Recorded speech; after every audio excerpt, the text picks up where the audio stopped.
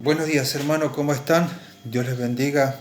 Y bueno, nuevamente nos reencontramos para compartir la palabra de Dios, como de costumbre los días domingos. Hoy es 28 de junio y estamos nuevamente con el libro de Santiago, el maravilloso libro que tiene mucho de sabiduría práctica.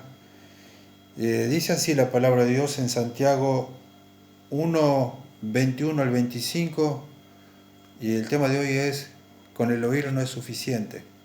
Con el oír no es suficiente.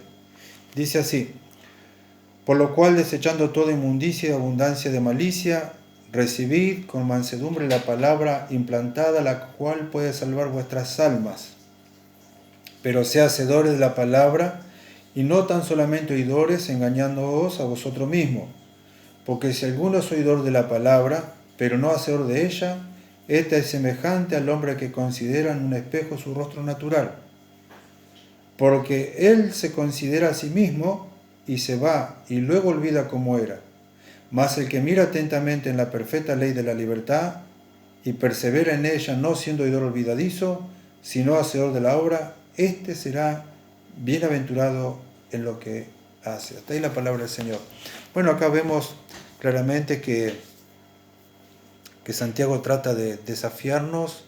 En aquel tiempo eran los judíos de la dispersión, cristianos, judíos, y la palabra de Dios, hermanos, se aplica a través de los tiempos.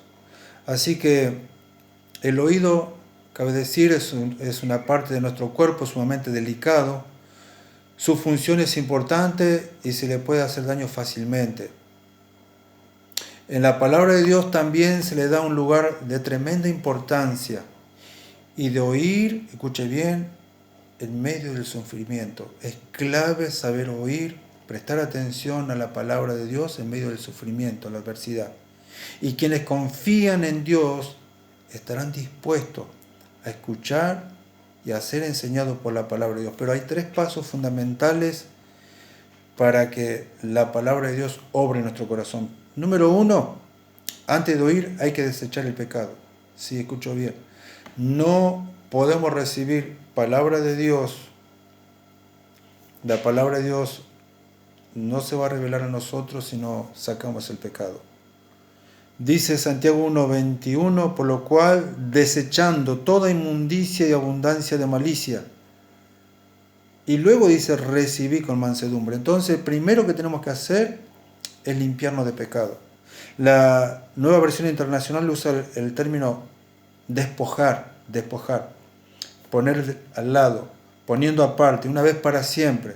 No volver a tomar esa prenda sucia. Y acá habla textualmente de la ira, del enojo descontrolado. Viene de la inmundicia y de la maldad del corazón del hombre. Hace, hermanos, falta cambiar, convertirse, desechar lo malo de nuestro corazón para recibir lo bueno, y lo bueno es la palabra de Dios. Esta metáfora de despojarse de la ropa es también usada por otros apóstoles, como Pablo, por ejemplo, en Romanos 13:12 dice: la noche está avanzada y se acerca el día. Desechemos pues las obras de las tinieblas y vistámonos las armas de la luz. Y 1 de Pedro 2:1 dice: desechando pues toda malicia y todo engaño, hipocresía, envidia y todas las detracciones. La palabra detracción en la Nueva Versión Internacional está usada como calumnia. Son todos pecados. Y eso acá Santiago lo menciona como inmundicia y abundancia de malicia. Para ilustrar un poco esto, cuando era muy joven, trabajaba en una granja junto con mi hermano, a pocas cuadras de mi casa, y el trabajo de la granja era un trabajo bastante sucio, el cual donde la ropa que llevábamos, el calzado, por lo general bota, quedaba muy impregnado con el olor a gallinero.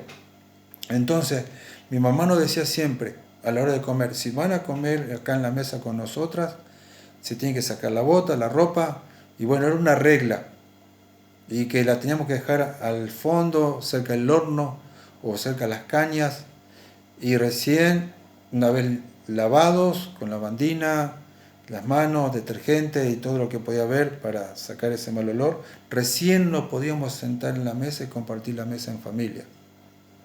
Esa ropa tenía que estar lejos. No podíamos presentarnos a comer la rica comida que hacía mi mamá si veníamos con esa ropa de la granja. Bueno, de la misma manera, no podemos saborear las riquezas espirituales, lo que Dios tiene para cada uno de nosotros, hermanos, si no nos limpiamos de toda inmundicia, de todo pecado. Así que no podemos hacer lugar a lo limpio y nuevo hasta que no hayamos quitado el pecado, lo inmundo, lo sucio, la ropa vieja. Y el arrepentimiento precisamente es sin duda una condición para la conversión. A medida que nosotros vamos cambiando nuestros malos hábitos, vamos dejando pecados atrás, eso se llama conversión. Conversión.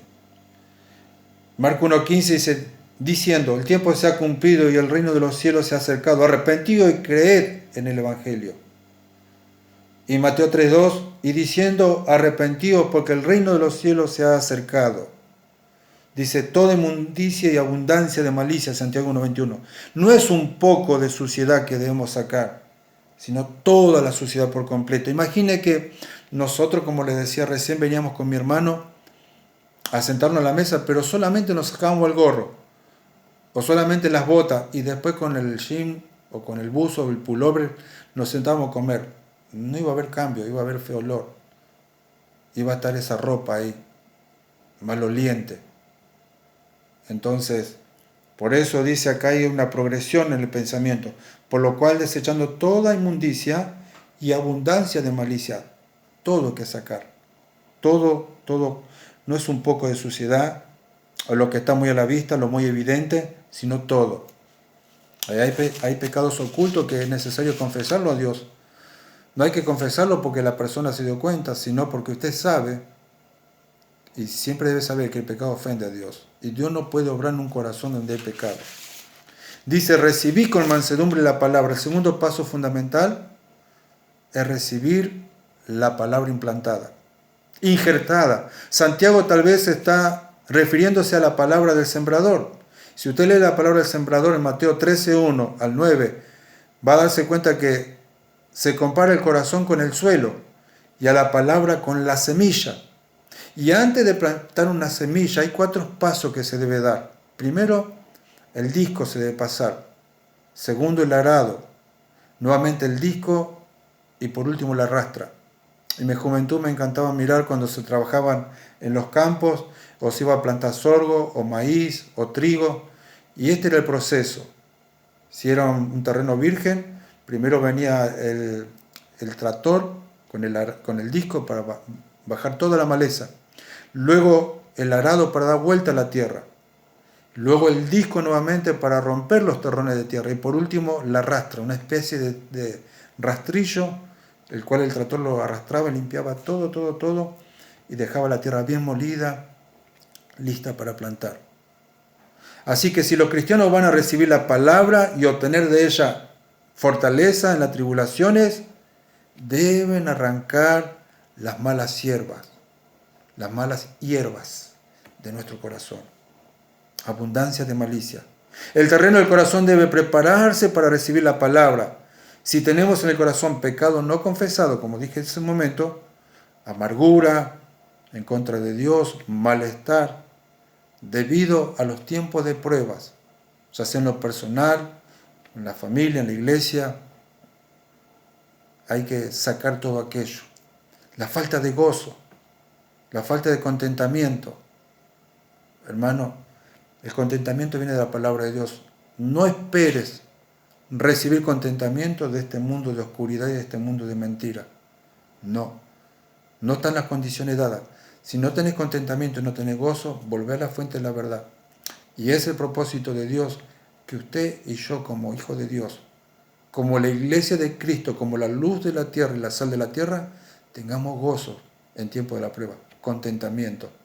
Y usted sabe bien que si profundiza la palabra, el contentamiento y el gozo viene del fruto del Espíritu. Y el fruto del Espíritu se cosecha de la palabra de Dios, no de situaciones de la vida. Entonces, pero si limpiamos nuestro corazón, ella puede hacer mucho, salvar vuestras almas, como dice Primera de Pedro 1:9, dice, obteniendo el fin de vuestra fe, que es la salvación de vuestras almas. ¿Cuál es el segundo paso fundamental para quienes oyen la palabra de Dios? Ya dijimos, primero, limpiarnos de inmundicia. Segundo, recibir con mansedumbre, sometiéndonos a Dios. Ya sean buenos los tiempos, difíciles o adversos, pero recibir con mansedumbre. Y tercero, después de oír la palabra, debemos ponerla en práctica. Y hay una promesa. Dice al final del versículo 25, este será bienaventurado en lo que hace. Yo quiero saber y entender que todos queremos ser cristianos bienaventurados, pero fíjese, hay un orden. Debemos limpiar el corazón, debemos prestar atención a la palabra, recibirla con mansedumbre, no poner argumentos, no poner peros. A veces somos muy filósofos, queremos saber más que Dios.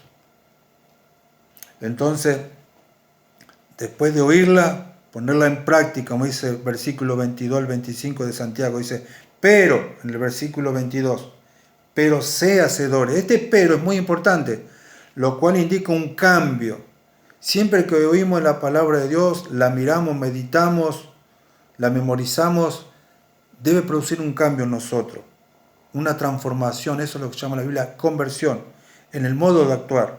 Indica que hay algo que hacer que no se está haciendo, hermanos. El que oye solamente, pero no hace lo que la palabra manda, se engaña a sí mismo. Por eso dice Hechos 4:20, dice, mas Pedro y Juan respondieron diciéndoles, juzgad si es justo delante de Dios obedecer a vosotros antes que a Dios, porque no podemos dejar de decir lo que hemos visto y oído. No podemos dejar de hacer. El desafío es hacer la palabra de Dios, llevarla por obra la palabra de Dios. Aunque sea difícil, aunque te critiquen, aunque no entiendan, aunque te tomen por loco, aunque te quedes solo en esa posición o sola. Pero la palabra de Dios, hermano, nos lleva a tomar una posición en la vida y quedarnos firmes ahí. Pero si usted no está guiado por la palabra de Dios, un día va a decir una cosa, después se va a contradecir, un día va a estar... Y eso no es así. Ese es el hombre de doble ánimo que describe Santiago cuando está guiado. Santiago cambia el cuadro y compara la palabra a un espejo. A un espejo. La palabra de Dios revela lo que hay por dentro. Así que como el espejo revela lo que parece por fuera, todos los días necesitamos mirarnos al espejo. Y a medida que pasa el tiempo, vemos algunos cambios. Vemos algunas canas nuevas. Cuando miramos el espejo, miramos aquello que está desarreglado, aquella parte del cabello que hay que arreglar. Las mujeres a veces optan por poner tintura, por darse un toque de pintura, lo cual está bien y las felicito. Y ellas están siempre pendientes del espejo. Así que el espejo nos revela tal cual como somos. Pero si miramos el espejo y no acomodamos nada, dice Santiago, que nos engañamos a nosotros mismos. Cuando los cristianos miran la palabra, se ven como Dios los ve, así pueden examinar sus corazones y confesar su pecado. Debemos obedecer lo que leemos, hermanos. Debemos obedecer. Ese es el gran desafío.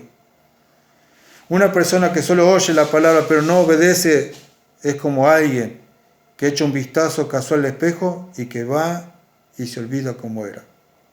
Tal persona piensa, presume que ha mejorado espiritualmente, pero en realidad se ha hecho más daño. Versículo 25 dice, debemos observar la palabra con atención. Mira lo que dice, más el que mira atentamente en la perfecta ley de la libertad y persevera en ella, será, no siendo oidor olvidadizo, sino hacedor de la obra, será bienaventurado en lo que hace. No un vistazo casual, no el que me hago que escucho, pero en realidad no estoy escuchando nada. A través de ella, de vernos a nosotros mismos, y luego si obedecemos seremos bienaventurados, dice la palabra. Lo que hace feliz a una persona no es la lectura de la palabra simplemente, sino más bien el obedecerla. Santiago la llama la perfecta ley de la libertad, porque la obediencia a la palabra produce libertad espiritual. Salmo 119, 45, Salmo 119, 45 dice así: y andaré en libertad porque busqué tus mandamientos. Y en nombre de la libertad, hay una anécdota, dice en el nombre de la libertad, Madame Roland, esto escribió en la Revolución Francesa, dice, cuando ella estaba lista para ya ser cortada su cabeza en la guillotina, dijo: oh libertad, ¿qué crímenes se cometieron en tu nombre? Y es verdad que los crímenes más negros y más repugnantes que manchan la página de la historia han sido cometidos en el nombre de lo más sagrado, en el nombre de la libertad, de la justicia y de la religión. Hasta el día de hoy, la libertad es solo para el poderoso, para el que sabe apoderarse de todo. Pablo tenía la libertad para visitar a Jerusalén y purificarse en el templo, pero le fue quitada dicha libertad por los poderosos de aquel tiempo. Y por cosa de 4 años se le privó de ese tesoro tan preciado, la libertad.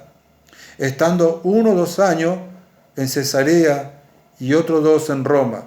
¿Sabe qué? Mientras él estaba preso, privado de su libertad, muchas personas estaban siendo librados de la esclavitud del pecado, de las prisiones de oscuridad.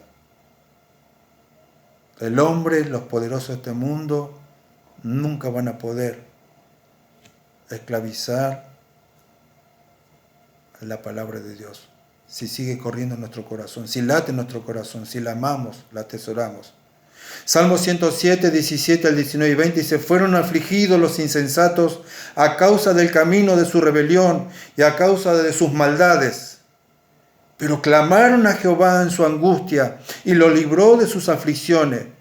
Envió su palabra y los sanó y los libró de su ruina. Dios es misericordioso. Recuerda dónde le sacó.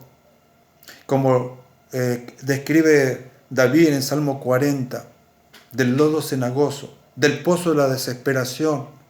Cuando no avanzamos en la vida, todavía Dios puede hacer mucho.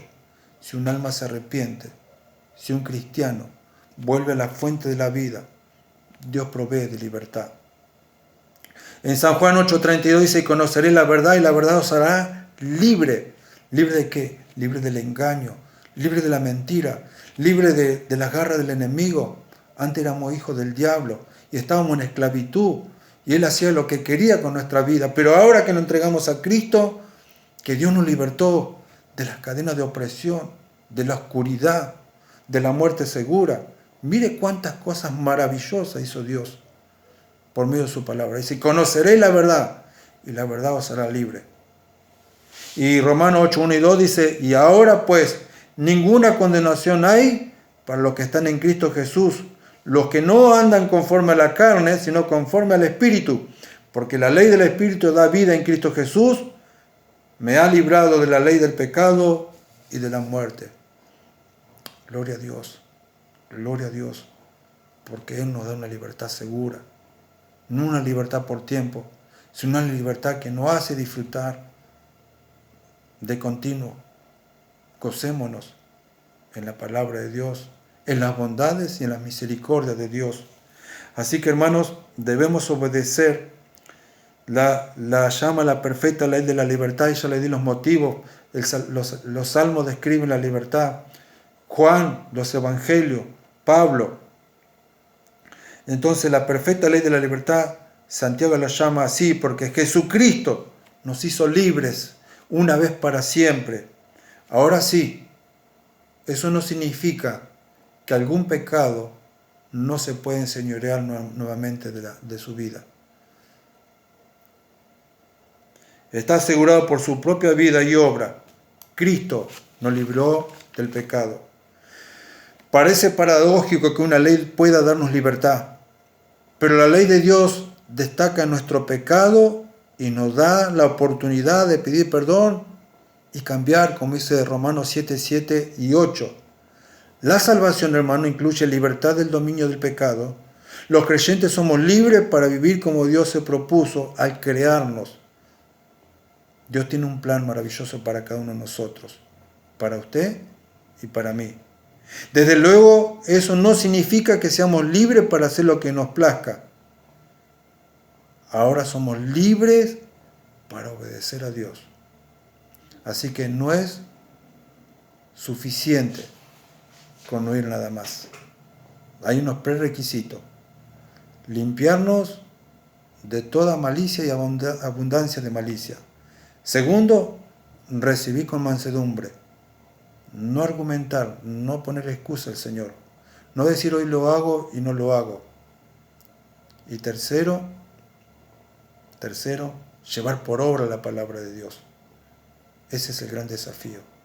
Que Dios nos ayude a meditar en estas palabras y a ponerla por obra.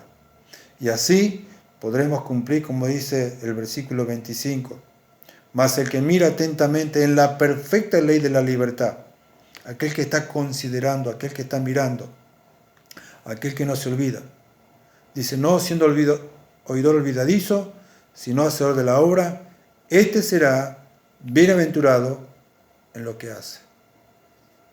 ¿Querés que las cosas te vayan bien en la vida?